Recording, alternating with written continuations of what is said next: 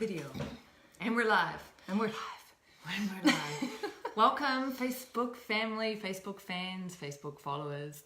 I'm back with the Conversations with Kara-Leah, and I'm here again with Jacqlin Richards because we had so much fun last time. We thought we'd do it all over again. Yay. But we're going to talk about something different because otherwise it would be same. Yeah. So, our topic this time is love is a choice. What does that mean? Okay. Why that? Why that? Yeah. Well, I've been doing a bit of delving into my own relationships and essentially unpacking them to see why they didn't work. And to see why I was repeating the same stuff. Yep. I know this work. I know this work. Yeah. So digging into that and coming out with love as a choice, not that we need to keep repeating the same stuff that we've been repeating within our relationship cycles. And yeah, so that's why love is a choice. And but normally we have the sense or this idea that love is something that we fall into, that it's like this mysterious, magical thing that only happens when Cupid's arrows strike and you just never know when it's going to be, and then it's going to be that person, and oh my god, I fell head over heels in love with them, and even though they're not the right person for me or the shit's going down, I'm so in love with them. Yeah, I remember my mentor saying to me that when you fall in love with someone, it means that you're actually falling out of yourself. Ooh. And that really struck me. It was like, okay, to actually be as love or be, sharing love with someone is a really different thing to being in love with someone, falling in love with someone. And even when you say it, it's like you're falling out of yourself, you're losing yourself in that moment. Addictive. Totally. I mean, it's delicious, love is juicy and delicious and all of those other flavors. But looking at it in this way, in terms of the love being something that you are sharing between you, not something that entangles you, or means that you have to leave yourself or lose yourself to be as love, or to be in love, to experience love. So something I'm noticing a lot, like I haven't been in a long-term romantic relationship for a couple of years now, and I've only had one in like the last 8 years, but I share love. Like I love so many men, I mean women as well, but I love so many men right now, and it's feeling more and more that I am love, that love flows through me. And so then it's like, who is the object of the love that I am? Does that make sense? Yeah. And I think that also is a really great sort of backing for this not falling in love or not falling out of yourself. It's just that, this is love. I love you. It doesn't have to be this kind of in love definition or boxing of. It can be sort of different aspects of love. The love that you have for your cat is not going to be the same love that you have for ice cream, or for an intimate partner, or for a sexual connection. There's these different types of love, or different flavors that we can experience. So if love is a choice, right, does that mean that technically we could choose to love anybody? Yes. Right? Yes. Does that mean that arranged marriages actually make a lot of sense if they're very wise arrangements, I guess then it comes down to sort of breaking down these three things that I had previously smushed all together into this ball, which were sex, love, and intimacy. Okay, so sex, love, intimacy. And let's talk about intimacy first. Yeah. How would you define intimacy? Well, the sort of way of understanding it is intimacy, or allowing myself to be seen, and allowing and to be seen by my partner, and my partner to allow themselves to be seen by me. So it's this open, openness of complete visibility, transparency, authenticity. You know, to choose that level of intimacy is, you know, it's not something that we practice with everyone.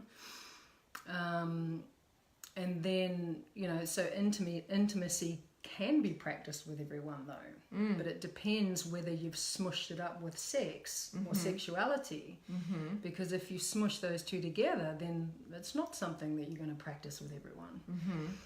So I found that sort of defining those three things has helped me to choose the levels of connection that I want to practice with people. So if you've got sex, love, and intimacy, you see them as three separate but intertwined things. And with someone, you might practice love and intimacy. Yeah. With someone else, you might have sex and love. Yeah. But not intimacy? I mean... Well, it's possible, but and this is the thing. I mean, I was speaking to someone a little while ago who said that they'd never had sex and been intimate. They'd never had sex and been intimate? Yeah. Never had sex with somebody that they were intimately connected with.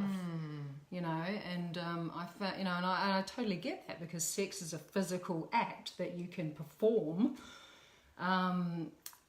you know, as a kind of mechanical process. Yeah. You know, there doesn't have to be intimacy. Right. You can still have sex with someone and not even look them in the eye. It's like going to the gym and lifting weights. Well, it's like a lot of people who have sex with the lights off. Yeah, okay. You know, under the covers with the lights off. I mean, how intimate is that? Because you know, I would say it can be super intimate, even though there's no visual field information going on. Like as soon as the breath is intermingled and the energy is intermingled, and totally, I totally agree. I think that's a different level of energetics. Yeah, I know, totally. I mean, you know, the old way of having sex so that, you know, you weren't seen. You know, whether there's body image issues, whether there's fear of being heard by other people. So all of that sort of stuff can really sort of start to come into play. But yeah, I found it interesting to sort of unpack those three things and have a real look at them and see, you know, well, how can I bring more intimacy into my sex life? How can I bring more sexuality into the way that I love, the way that I create, and how can I bring more intimacy into my sexuality or into the way that I do show up as love?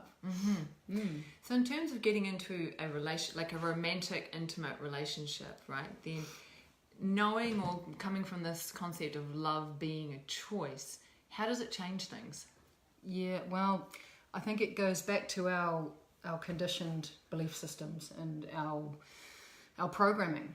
And, you know, let's face it, a lot of our programming comes as love being conditional. You know, I will love you as long as you behave a certain way. Yeah. I will love you as long as you look a certain way, sound a certain way, are a certain way. And, you know, we soon grow up learning and understanding with that programming, you know, in place, that if we are not a certain way, then love is withdrawn. You know, and then we start to create ourselves create ourselves to fit that picture, you know, and then the inauthenticity comes in and the people pleasing comes in, and it's just, you know, we're not being true to ourselves because we desire love. And we have that conditioning where we believe that in order to receive love, we have to be a certain way, and we have to show up in a certain way. Yes, yeah. And so then we hide aspects of ourselves and we project different masks and roles. God, I've been down this road. Yeah, and when I talk about love being a choice, it's like, well, now I can choose to love unconditionally. I can choose to love someone even when they're pissing me off. I can choose to love someone even when they're repeating their subconscious programs and patterns back at me. I can still choose to love. So that's part of it. That's a big part of this love as a choice. And, you know, that goes against this programming. Yeah. You know, it completely goes against it. That, you know, if I choose to love in that way, you know, is that person going to be able to receive it is one thing. Is it going to land? Because, you know, because their programming might be getting in the way.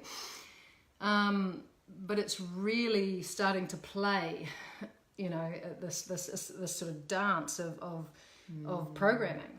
You know, can I actually lean into that and make a choice to love in a different way? Yeah. Because that love, if love is a choice, then it ceases to be like a bargaining tool or a negotiating tool.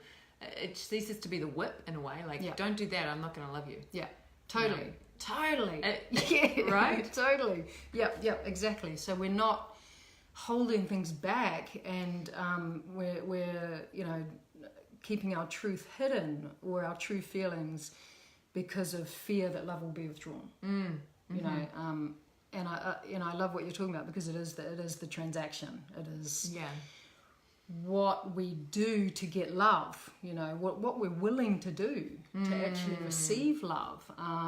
You know, and I got really interested in how these transactional processes play out in our life. And you know, sex as a transaction is a huge one. It's a massive one that, you know, I was definitely conditioned to use sex to get love, you know, to use sex to get something. It had nothing to do with sex. Yeah. You know, but that's what I called it. It's a bargaining tool. It was a bargaining tool. It was a negotiating tool. And it got me into places where I thought I was getting what I needed, what I wanted, and then the next day I'd be like, shit, that wasn't what I wanted. Yeah, you know, because I didn't feel loved, I didn't feel full, I didn't feel held, nurtured, you know, because what I was trying to get was value, or to be seen, or to feel like I belonged, or to feel special, to get love.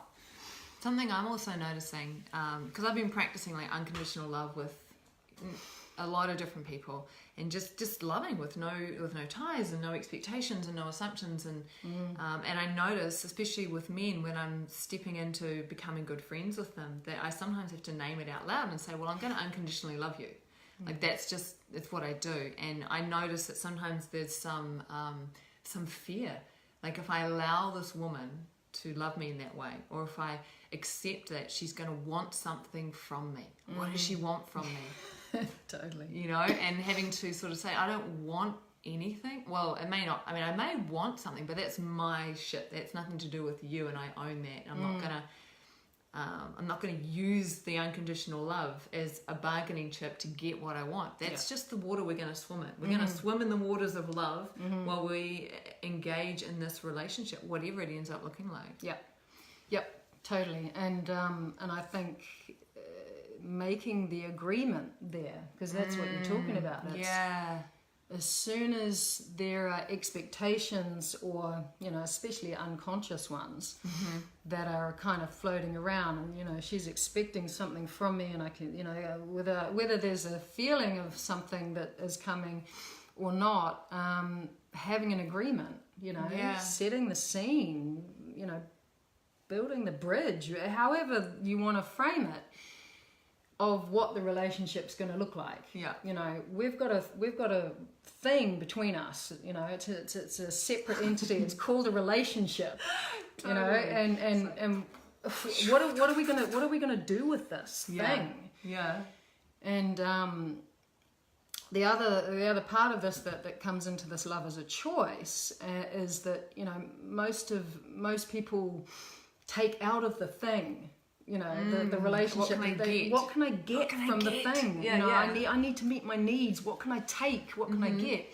And if both people are doing that from opposite sides of the relationship, then the relationship dies. It gets depleted. There's nothing left from it. Right. And I mean, as you know, you're sort of saying that you haven't had a long-term relationship in a long time. I mean, I've had 3 long-term relationships. You know, 6 years was the shortest one. So, you know, I've done long-term relationship. And the same thing happened to all 3 of those. I'll own my side of it. I depleted it until there was nothing left. You know, we both did, because we hadn't shifted the economy within the relationship. And I love this little piece. We hadn't shifted the economy within the relationship from a taking economy to a gifting economy. No, we weren't giving into the relationship. We hadn't made the agreement that, you know, I'm going to show up in this relationship as love. You know, love is a choice. I'm going to show up in this relationship, and I'm going to give. You know, what can I give to you as my partner? And, you know, even as I say that, this kind of old piece of fear comes up. Yeah, but I'm not going to get my needs met if I'm giving. This is the constant sort of martyrdom of giving. But the thing is, if you're both in agreement coming from that place, then your partner's meeting your needs, you're meeting your partner's needs. It's this constant cycle of giving. And also what I've noticed is the more I'm able to meet my own needs, the less I'm needing other people to meet them. But recognizing that we are interdependent beings, that we do need each other, and it's okay to have needs, and that's the thing as well. It's like this fine line. Yep, totally. I think that's a huge thing, what you just said, shifting from a relationship being something where you get stuff from to a relationship being something that you give to, becomes a vehicle for expression. A vehicle for expressing the loving self, the sensual self, the excited self, the joyful self, all the different selves. And then it to me it feels like if each person is connected to that infinite source within, and then each person is giving into a relationship, the relationship becomes infinite because it's ultimately connected to infinity within each person. So how can it ever be depleted? Yeah, because you're making that choice to show up in that way. The other thing that when talking about making sure that I'm fulfilling my own needs, and interesting, I follow the work of David Data, and I have for quite a long time, and he talks about the 3 stages of relationship, and the first stage kind of being this old paradigm, controlling relationship where the male dominating female, that is history. That is the way that relationship has evolved. Now the rise of feminism pulling down the masculine, so emasculating men, to get to this kind of 50-50, even Stevens, equal relationship, which, as a woman, as a solo mum, all of this coming into business on my own is really important to have all this independence. And then there's another level though where it's like, but I actually have this yearning to be in relationship and to operate in a different way that isn't 50-50, that isn't this plateau, because there's a danger there of everything becoming depolarized. When everything is 50-50. It's like the dance is gone. And I think that when you come into relationship as a choice and you start to feed the relationship, then I think the differences between the partners can really, really be offered in the giving. And the polarization can be in full flow, and different aspects of the way that we want to show up in this relationship can start to be expressed and played with in a very different way. That makes sense. So with the polarization and everyone bringing their different gifts, it doesn't necessarily have to be along so-called historical gender lines. No, of course not. It doesn't really matter who's showing up and who's doing what. Totally. Just that everyone is being themselves in essence. Yeah, exactly. And that's sort of blurring the whole dualistic nature of who we are, how we show up, and the old paradigm ways of how we've shown up previously in relationship. There's so many shifts going on in relationship right now. Totally. The whole paradigm to me feels like it's shifting. And I love what you said before about going into a relationship with agreements. And I think for me as a woman, when I'm becoming good friends with a man, I'm starting to recognize that actually it's really useful to have agreements in that case as well. Because often the sexual attraction, and there's like all of these different levels of connection. It's like, well, what are we and how are we going to function? And I remember one of my really good friends, Pete Longworth, who's fucking beautiful, and I'm going to get him on a Conversations with Kara-Leah as soon as I can. When he and I became friends, it was just like this, like the stars aligning, like literally. And we stayed up all night talking till like 7 o'clock in the morning. And at one point he said in that conversation, because I was like, this guy's cool and he's kind of sexy and we dance well, we've got a sexual vibe, like what's happening here, what's that whole thing. And he's like, so I reckon we should like just draw a line in the sand and say we're never going to cross over into physical intimacy. And I was like, all right, I'm down with that, let's do that. And there was such freedom in him naming that boundary, because then I just knew, it's like, okay, cool, so that's not what's going to happen in our relating, but the intimacy that he and I have, and the vulnerability that I was able to open into from him, and that level of support, like we are emotional lovers, you know, Yeah. which Yeah. is just like, oh my God, it's so extraordinary. So the idea of setting agreements to me feels like not just with the person you're in a romantic relationship with, but anyone that you've got a sexual buzz with or a sexual connection, feels like it can be useful to just name that shit and acknowledge it and decide, okay, so you're hot, I'm hot, we're hot. What are we gonna do about it? Are we gonna like go there? Are we gonna go there? Are we not gonna go there? Are we gonna, you know? Yeah. Yeah, I absolutely agree, and I think that, you know, so many of us are conditioned that the opposite sex means a sexual thing. Yeah, I remember, or a romantic thing. Yeah, or a romantic thing. Or both, or whatever, yeah. I remember a friend saying to me, oh, well, any boy that I met, or any, you know, man that I met as I was growing up meant boyfriend. You know, that there wasn't these male friendships that, you know, that we can actually grow intimacy with. And I know exactly what you're saying, because it's like, you know, it's I think there's sort of an understanding that we can't actually turn that sexuality or that sexual attraction off. But we can, because we turned it on in the first place. Yeah. You know, I you mean, totally choose to not act on it. Yeah, and when you name it, you put it out on the yeah, wow, I'm really attracted to you. You know, it's, you know,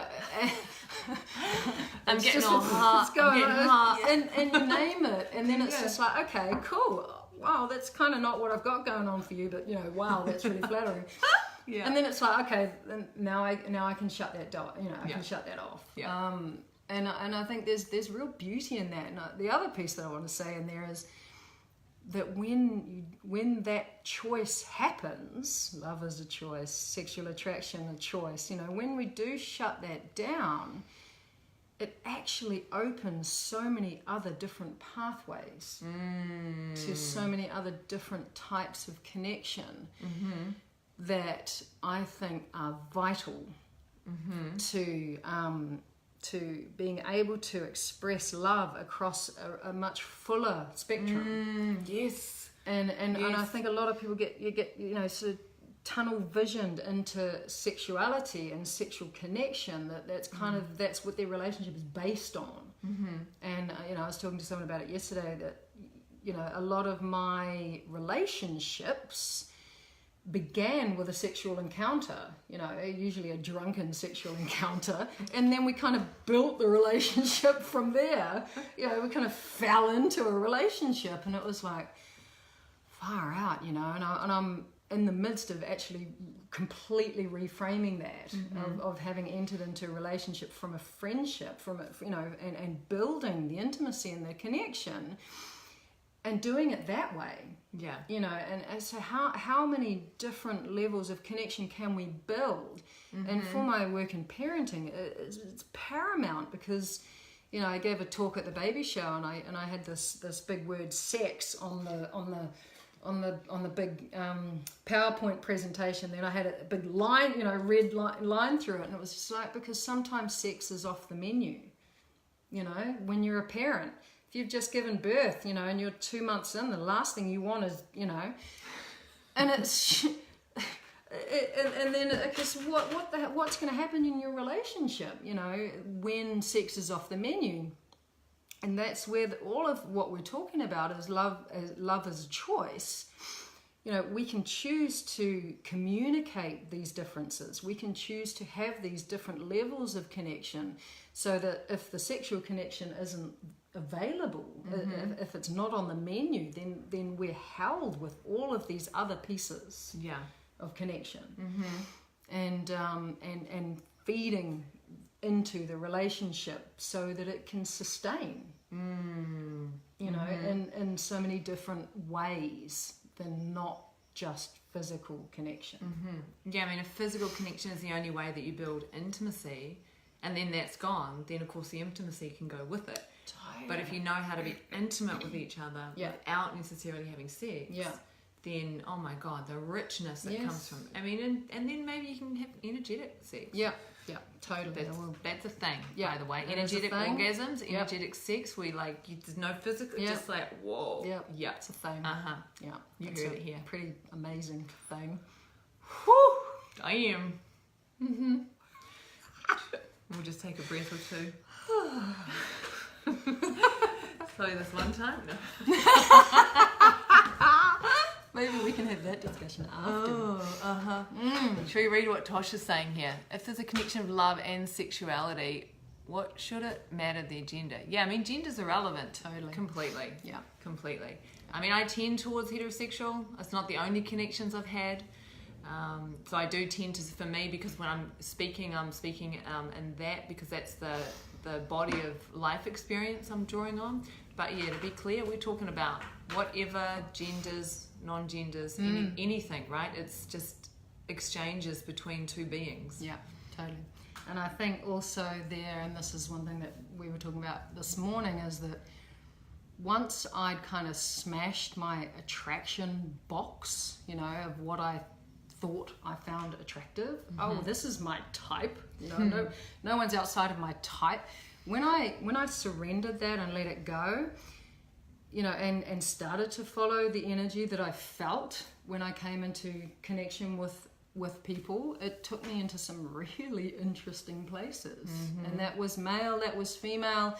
It was just, and I'm, you know, this is not about whether I made the choice to follow into those connections and take them to whatever level was possible. It was simply being open to experiencing them and acknowledging them and even seeing them, allowing myself to feel them.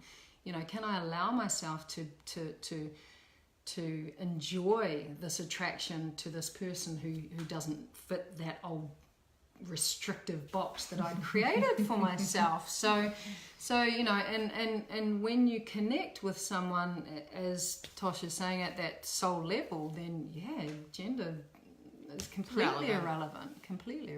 So yeah, beautiful. Okay, so let me feel into where we want to go with this. I think from an enrichment perspective, like in the olden days, last year, no. But in the olden days, often, like as a woman, when I was in a relationship, and I had back-to-back long-term relationships over a 10-year period, I found it sometimes challenging to have other relationships with men because of my primary partner's, you know, insecurities or not wanting to upset him or whatever it was, and all of the messiness, etc. What I feel now is, because I do have so many extraordinary male friends in my life, is the enrichment of having those relationships and the knowledge that when I do step into a romantic sexual connection, that man is going to be able to hold and handle the level of emotional connection I have with many men. And I reckon he's going to feel kind of relieved as well, because it means he doesn't have to carry the full emotional load. Totally. Right? Because I freaking love to talk. Really?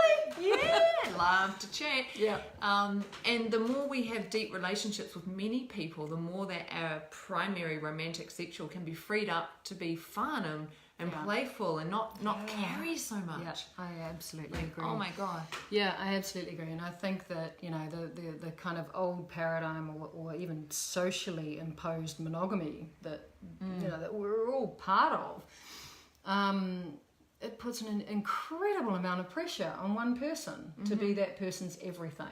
And I mean, no one can... Nobody completes me. No one can Tom Cruise. go under that, you know, that type of pressure. And so there's a couple of things. I think that, you know, yes, having beautiful, nurturing, nourishing connections with lots of different people that you're in relationship with. I mean, because we're in relationship with everyone and everything at all the time, you know, all the time.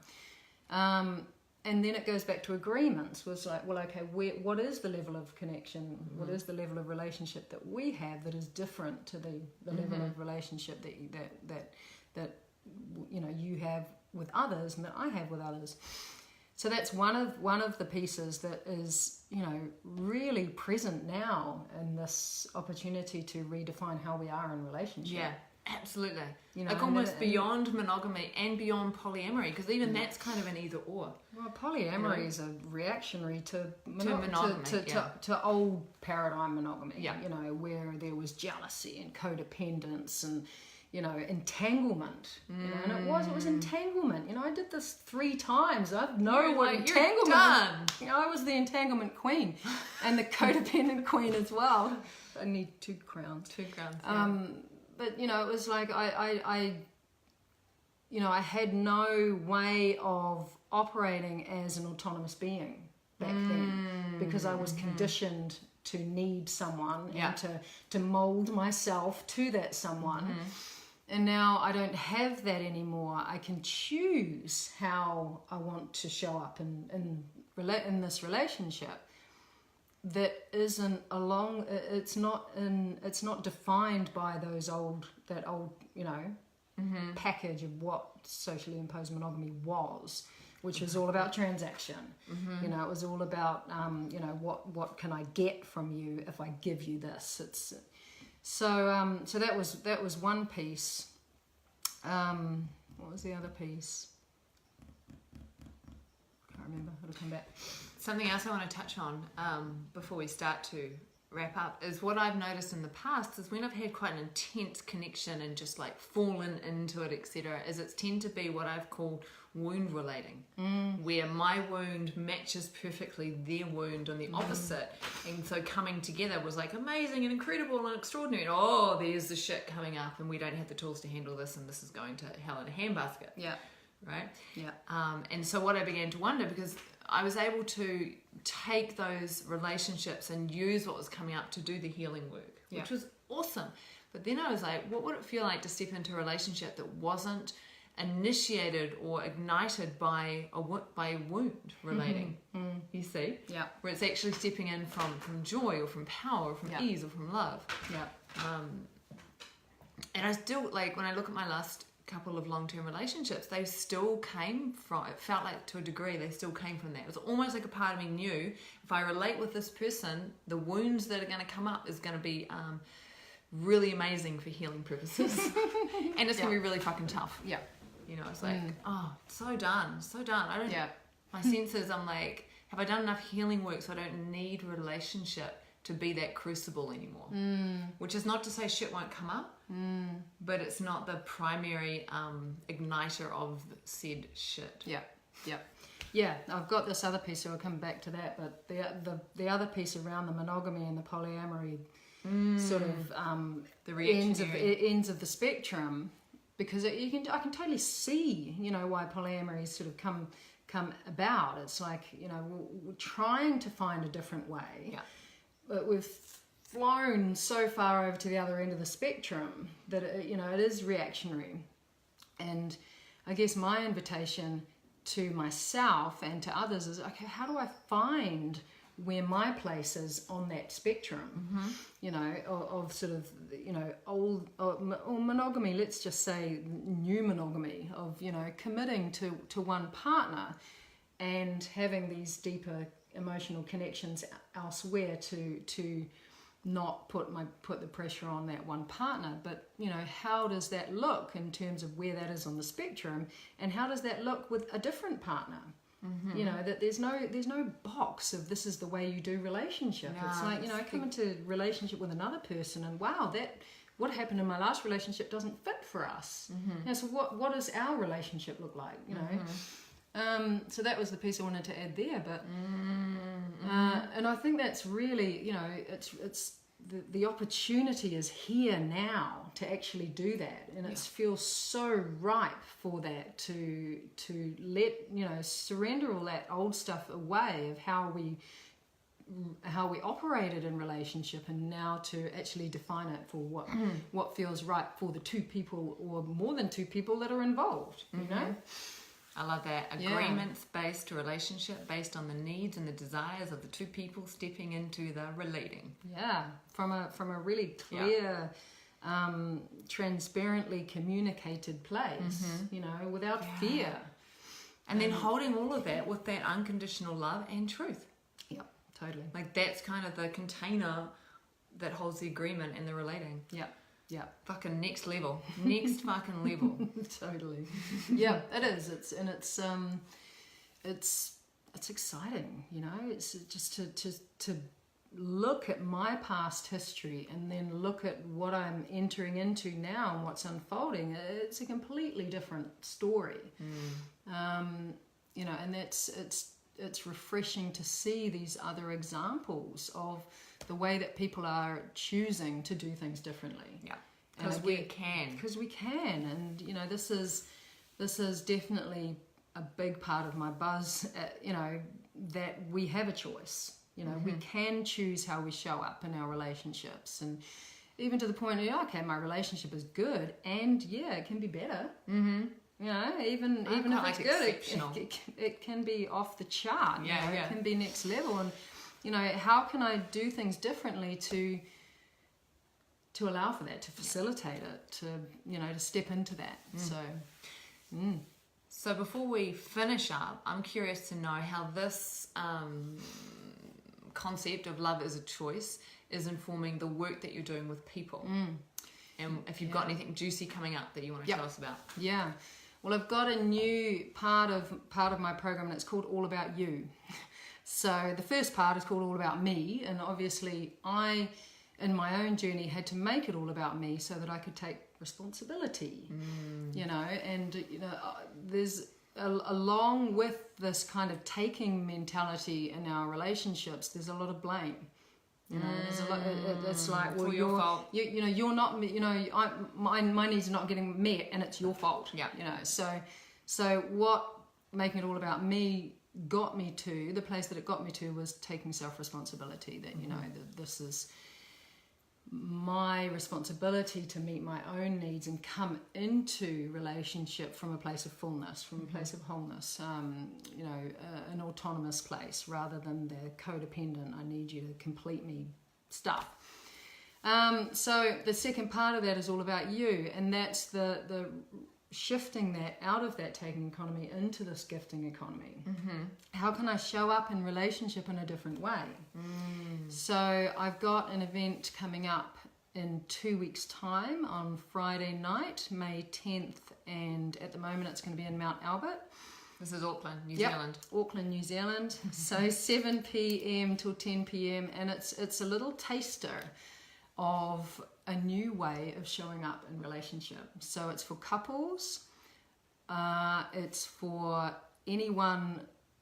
You know, my work is around parenting, but as we've discussed before, we're all parenting all of the time because we all have that smaller version of ourselves that is still present, and we are parenting that smaller version of ourselves.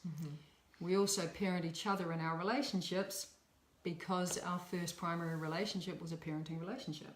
It's a reflection of that. So I work a lot with parents. I also work a lot with individuals around their self-parenting. This one is around reconnection for the couple in their relationship. So whether you're a parent or not, it's for you.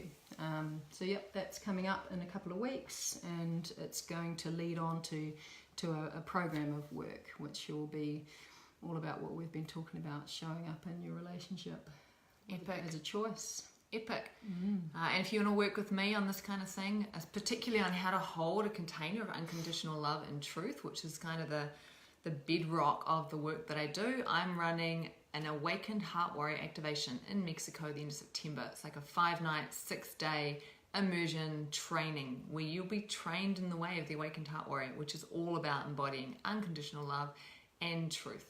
It's going to be fucking epic. It's going to be amazing. I know, totally. Alrighty, Jacqlin, thank you so much for coming in to talk about love, man. It's a pleasure. Yeah. And thank you all for watching. Share this out with anyone you think might benefit from this paradigm busting way of looking at relationships. And we're over and out. Ciao for now.